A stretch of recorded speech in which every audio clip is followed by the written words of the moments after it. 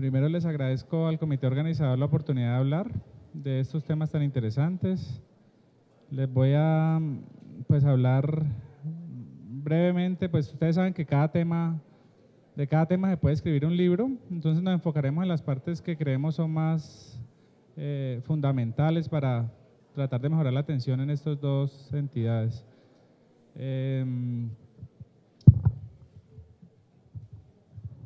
Y vamos a pasar específicamente en crisis hipertensiva por estos puntos, un pequeño repaso de la definición, por qué esto es un problema y algunas enseñanzas del estudio de las mujeres que se mueren por crisis hipertensiva y después un repaso de una propuesta de manejo integral. Crisis hipertensiva en embarazo es diferente a crisis hipertensiva en la población general. Entonces ustedes recuerdan que en un señor mayor en medicina interna, crisis hipertensiva 180, 120, ¿no? En embarazo es diferente, entonces ya vamos a ver por qué es diferente. Recuerden que estas mujeres nunca han sido hipertensas, que el embarazo tiene unos cambios fisiológicos que de hecho son hipotensas, más que todo en la mitad del embarazo, y de repente sufren un aumento súbito de presión arterial. Pero entonces, ¿por qué no 162? ¿O por qué no 170? O sea, realmente este valor es un poco arbitrario y cuando uno busca el sustento de decir por qué 160, 110, lo único que encuentra es el estudio, pues que pronto es lo más importante, ¿no? El estudio de todas las muertes durante un periodo de tiempo en el Reino Unido, todas las muertes por evento cerebrovascular. Realmente no fueron muchas muertes, fueron como 20 muertes, pero 20 muertes es mucho, aunque el número parece pequeño, 20 muertes solo por ACV, muertes maternas, por ACV es mucho. Y lo que encontraron fue esto que ustedes ven aquí, esta flechita se ve, de estas pacientes, miren, la presión sistólica de base antes del ACV y después del ACV. Todas, absolutamente todas las pacientes antes de fallecer por ACV tenían presiones sistólicas por encima de 160. La diastólica no estuvo tan elevada, la media, la presión de pulso tampoco y la media tampoco. Este es el motivo por el cual decimos 160, 120. Esto los ginecólogos y quienes trabajan en obstetricia tienen que tenerlo claro porque uno se enfrenta, si la señora hace una ACV, la señora va a la UCI y en la UCI generalmente hay internista y para el internista la crisis hipertensiva es 180, 120, entonces cambia un poquito. Bueno, el siguiente punto es, esto no es nada nuevo para ustedes. Ustedes todos saben que esas son las cifras de presión arterial y si uno tiene una duda se mete en Google rápido al celular y encuentra el valor. Pero por algún extraño motivo, aunque ya sabemos eso todos, pues la gente sigue muriendo de crisis hipertensiva. Entonces, este es un estudio muy interesante de la India, donde cogieron una cantidad de hospitales. Mira, había hospitales universitarios, públicos, privados, bueno, de todo tipo, como ginecólogos, como médicos generales, hospitales donde se atendían partos. Y se pusieron a hacerle preguntas a la gente. Específicamente para preeclampsia, le preguntaron a la gente si había magnesio, si había nifedipina y si había hidralacina. Menos de la mitad de los hospitales donde se atendían partos tenían los insumos necesarios para manejar una crisis hipertensiva. Y cuando le preguntaron a los médicos y a los obstetras, pues unas preguntas claves, mira, solamente la mitad de los médicos, si había preeclampsia severa, le ponían magnesio de entrada. Menos de la mitad lo remitían. Pero lo que es más grave es que los obstetras, no todos, tenían esto claro. Pero uno dice, bueno, esto es en la India, ¿sí o no? Pues nosotros estamos mejor que la India. Y bueno, antes de eso, otras cosas importantes. Si convulsiona magnesio, mira esto, ginecólogos, solamente la mitad de los ginecólogos le ponen magnesio a la gente que convulsiona. ¿Y será que después de puesto magnesio yo la dejo ahí sola o le estoy tomando los reflejos, le tomo magnesemia? Solamente uno de cada 3 ginecólogos le miraba los reflejos. Y eso lo vimos aquí, no magnesio y chao, se encarga la jefe de enfermería, no, el ginecólogo no la vuelve a ver. Bueno, entonces, eso es en la India. Y allá están, pues está muy mal. Pero resulta que según esta foto, esto era en el 2014. Este es el pronóstico del año donde se van a alcanzar las metas del milenio para mortalidad materna. Entonces rojo es muy malo y azul es que lo van a alcanzar. Y mira la India cómo está y mira Colombia cómo está. Entonces, este estudio no lo tenemos en Colombia, pero seguramente estamos igual. O no sé, de pronto estamos mejor, pues, pero no lo sabemos. Entonces, si esto es periódico de ayer, es cuento viejo, pues 160, 110, póngale magnesio. ¿Por qué no lo hacemos? Resulta que los médicos, los profesionales de enfermería, necesitamos que nos joroben la vida. Necesitamos un sirirí, necesitamos un profesional de enfermería intenso, necesitamos un director médico que nos pase eventos. Eso lo necesitamos. Este estudio muestra esto, un estudio de una revista muy importante donde se vio dos cosas muy básicas. ¿Por qué diablos en el 2008 la gente no le pone oxitocina para el alumbramiento a las pacientes? Y cogieron unos hospitales y no les hicieron nada. Y a otros hospitales se consiguieron unos siriris que les mandaran mensajes, que les fueran todos los días a ver, como una visita de la Secretaría de Salud, pero todos los días, o cada 8 días. Entonces, sí, 10 hospitales asignados al seguimiento y 9 hospitales de control. Y, aquí me faltó una cosita, bueno. Pero no solo era estudiar, porque ustedes son muy juiciosos y están aquí y de pronto hoy se acuerdan que hay que poner magnesio, pero cuando lleguen al hospital, los que son médicos generales, si tienen un ginecólogo terco, doctor, hay que ponerle hidralacina. No, eso es muy caro, ponerle nifedipino y esperemos a que le baje. Entonces estudiar no basta. Entonces las guías están en todos los hospitales archivados. Los flujogramas están pegados en la pared y nadie los mira. Pero aquí no, aquí pusieron líderes locales que hicieran el trabajo de estar recordándole a la gente. Claro, estudiaron, entrenamiento, pero entrenamiento en el lugar, o sea, simulacros, auditoría, recordatorios, les mandaban mensajes por correo electrónico o por el Facebook que los abren mejor, con una foto bien atractiva diciendo que, vea, acuérdese de poner el magnesio. Y mira, 2008, ¿no? O sea, hace poco, subieron de oxitocina profiláctica 10 veces, solamente 7% de la gente ponía oxitocina profiláctica a todos los partos, contra el 73% de los hospitales que se intervinieron. Y episiotomía a todas las primi, ¿no? Para que no se desgarren, eso se ha mandado a recoger hace mucho rato, pero a los hospitales que no le hicieron nada, la mitad de las pacientes primigestantes llevaban episio profiláctica y lo bajaron a 28%. Entonces nosotros, y con eso bajaron hemorragia posparto, desgarros perineales, bueno, o sea, mejor dicho, sirvió. O sea, necesitamos que nos estén recordando.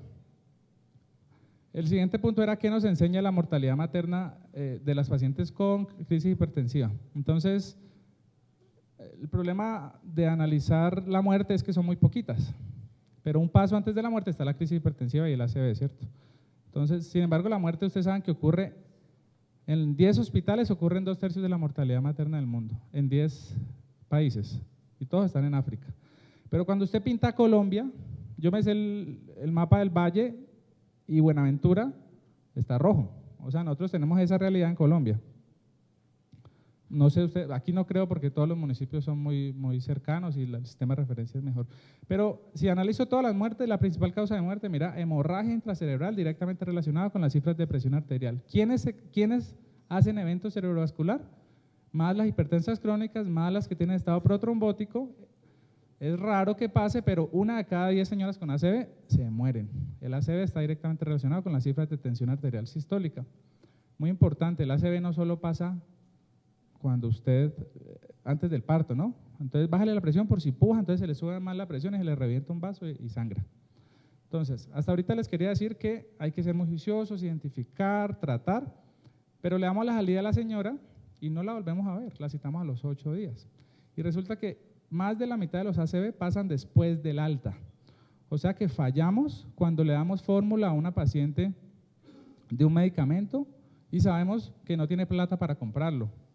O sabemos que tiene una EPS que se va a demorar en dar el medicamento. Entonces, en el alta hay que asegurar, educarla, darle o asegurar la medicación y hacerle seguimiento posegreso, asegurar que vuelva a la cita. Hay señoras que uno las manda para la finca y sabe que no van a volver. Esa señora necesita que la llamen.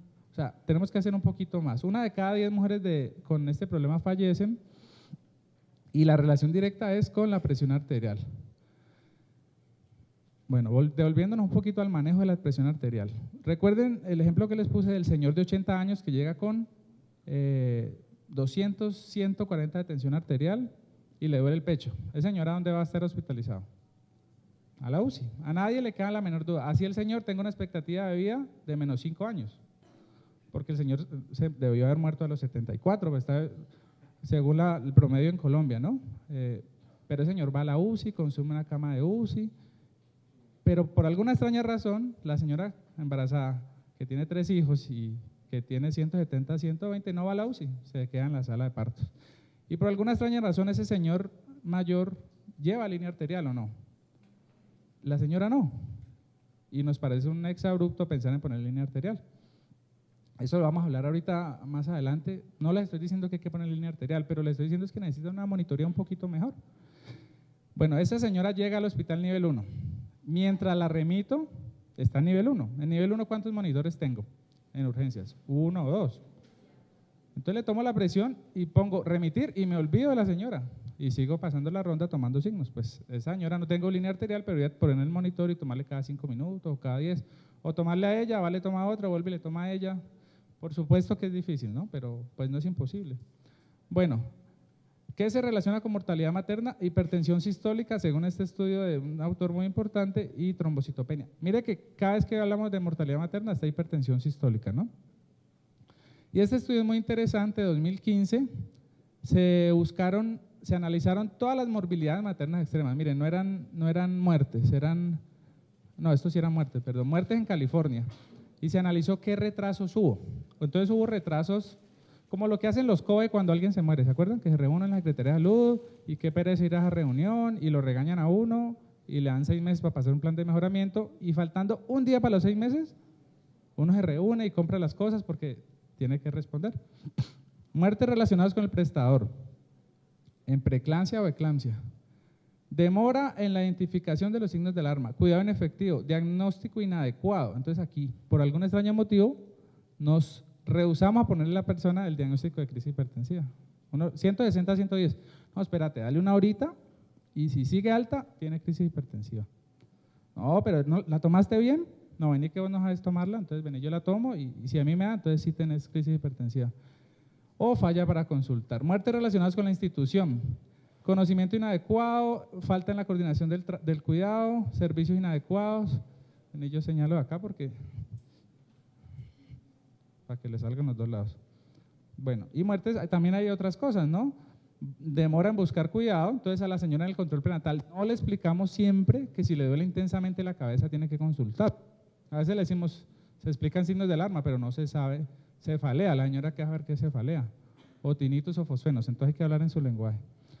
Esto lo que les quiero mostrar es que esto es porcentaje, casi que el 100% de los análisis de mortalidad materna por preeclampsia tienen retrasos y fallas en el manejo de cosas básicas. Aquí no estamos hablando de tener una UCI obstétrica, ni de ponerle línea arterial, ni de darle la betalol.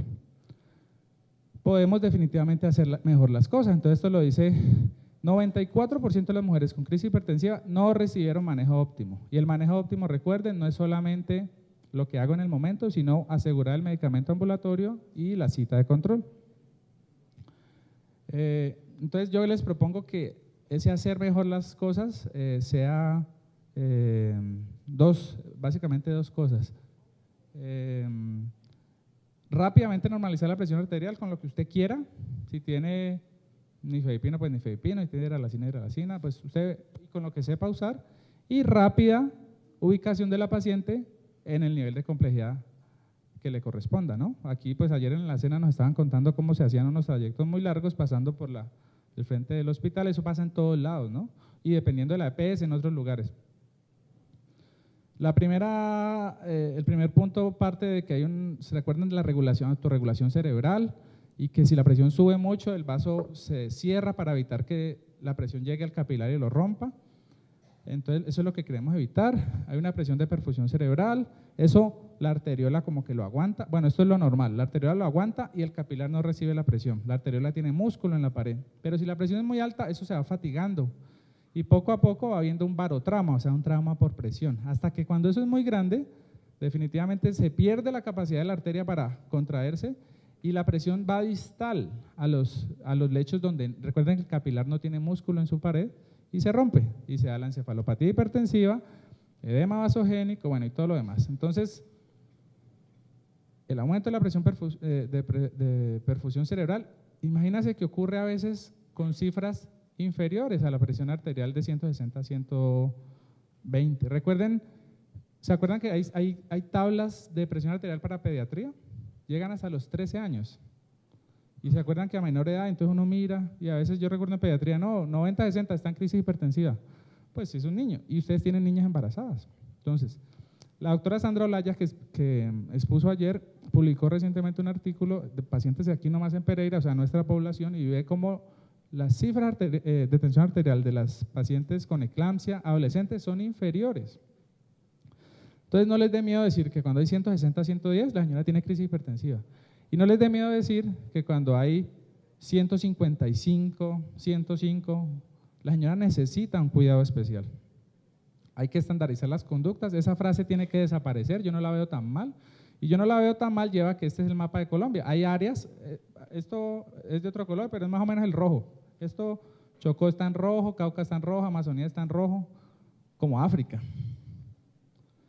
Y miren lo que decía, esto es una publicación muy citada de una gente muy importante en cuidado intensivo y dice los 10 diamantes del cuidado intensivo. O sea, ¿qué es lo más importante que un ginecólogo tiene que hacer de cuidado intensivo?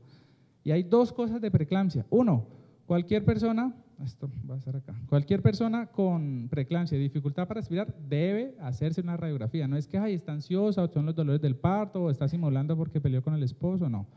Debe ir a radiografía de tórax, porque la principal causa de mortalidad en preeclampsia es pulmonar, eso lo dicen muchos artículos. Y miren, este es el que más me gusta.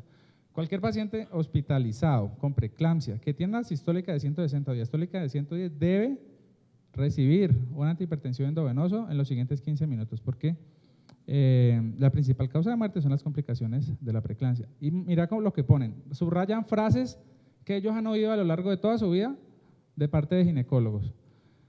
No, si tiene 160, pero si tiene 100, no es crisis hipertensiva. O si tiene 150, no es crisis hipertensiva, si tenga 120, no. Cualquiera de las dos me hacen el diagnóstico de crisis hipertensiva. Primero tengo que repetir la toma antes de ponerle el manejo, ¿no? Con una toma usted tiene que activar todas las alarmas. Esas presiones no son tan importantes en la hipertensa crónica, entonces hay médicos muy juiciosos que se acuerdan de la fisiología y que la hipertensa crónica desplaza la curva de autorregulación a la derecha, entonces no, la hipertensa crónica, ella es hipertensa, entonces no, 170, no, 160 en hipertensión arterial crónica.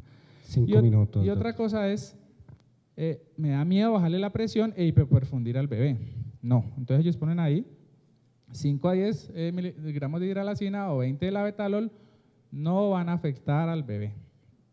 Entonces, esto suena muy bonito, pero voy a acelerar esta última parte porque es lo más importante. Sistema de activación de emergencia. Todos los hospitales deben tener un sistema de activación de emergencia. ¿Por qué? Porque 24 horas antes de entrar a la UCI, todas las señoras tienen alteración de sus signos vitales. O sea, no es que usted le dio la ACV ya, no, usted lleva 24 horas hipertensas. Entonces, este es un artículo que se llama el MEUS, un sistema que se validó en Colombia, se lo recomiendo, sirve para detectar supuestamente el 90% de los pacientes que van a ir a UCI y se basa simplemente en signos vitales. Eso lo pueden encontrar fácilmente. ¿Línea arterial o no? Entonces la discusión de toda la vida, no hay ninguna evidencia de que la línea arterial sirva, o sea, se mueren menos con línea arterial, no, pero les muestro aquí unas foticos, miren, pacientes, esa señora que tiene premonitorios, normotensa. ¿Qué hacen con ella? Afinamiento, es una gastritis, una migraña, entonces ranitidina y dipirona, y se le quita el dolor de cabeza y se va para la casa.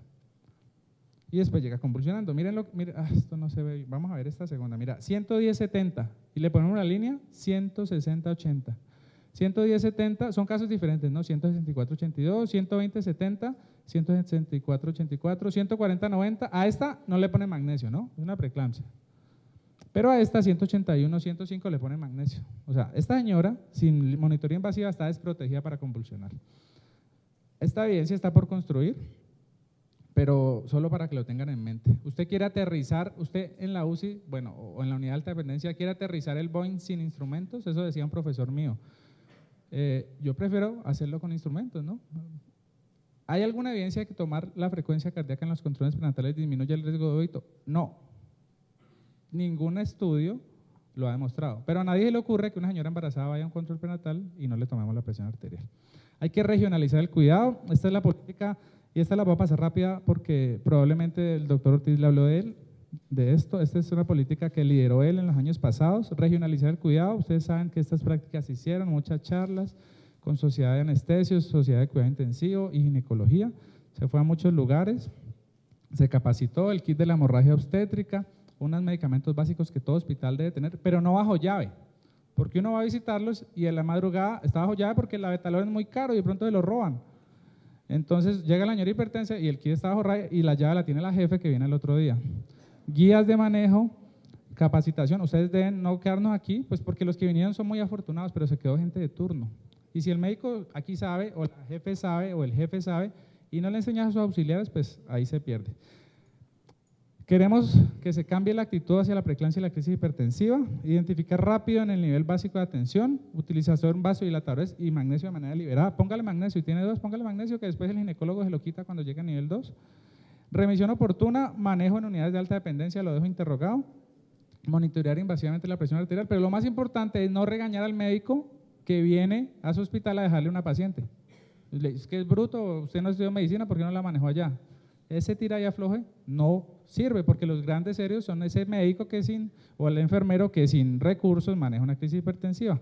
La mortalidad ha disminuido, mira, antes el país estaba como África, ahora está un poquito más amarillito. Magnesio por bomba, sí se puede. En este hospital no había bombas, y menos para remisión. Se le murió una señora, es que no hay que esperar a que nos muera, ¿no? Magnesio por bomba, y compraron la bombita, mira, esa bombita es barata, la trajeron, la señora, mira, no estaba tan hipertensa y resulta que la línea sí estaba hipertensa, esa es la misma paciente, nosotros la metimos a la UCI. Medicamento, el que quiera, no me voy a poner a hablar de medicamentos porque un estudio dice claramente que la selección de la gente depende de la experiencia individual y cuán familiarizado está. Si usted nunca ha puesto labetalol, pues no ponga labetalol, ponga hidralacina o póngale un nifedipino. En crisis, 3 cosas: plan, circulación, o sea, acceso venoso, sonda vesical y cristaloides, reducción de la tensión arterial, nifedipino, labetalol o hidralacina según la guía colombiana, magnesio, sostenimiento, o sea, dele un antihipertensivo que le dure, porque después se le pasa el efecto del labetalol y se le sube la presión arterial. Evalúe órgano blanco, pide exámenes y haga un soporte y seguimiento ambulatorio, no se nos puede olvidar esto. Lo nuevo en crisis hipertensiva, que es de pronto lo que quisieron venir a oír, es que tienen que renovar la actitud de todos sus colegas en el manejo de la crisis hipertensiva. La mayoría de las muertes son prevenibles, podemos hacer mejor las cosas. Y esta señora no tiene que, bueno, la UCI no es un espacio físico, ¿no? La UCI es el médico en la zona rural pegada a la paciente, ahí cada hora tomándole la presión, hace una sabanita si no tiene el formato y pone diuresis, le oye el pulmón a ver si no le dio un edema pulmonar. Esa es la UCI. Actúe rápido y trabaje en equipo. Muchas gracias por su atención.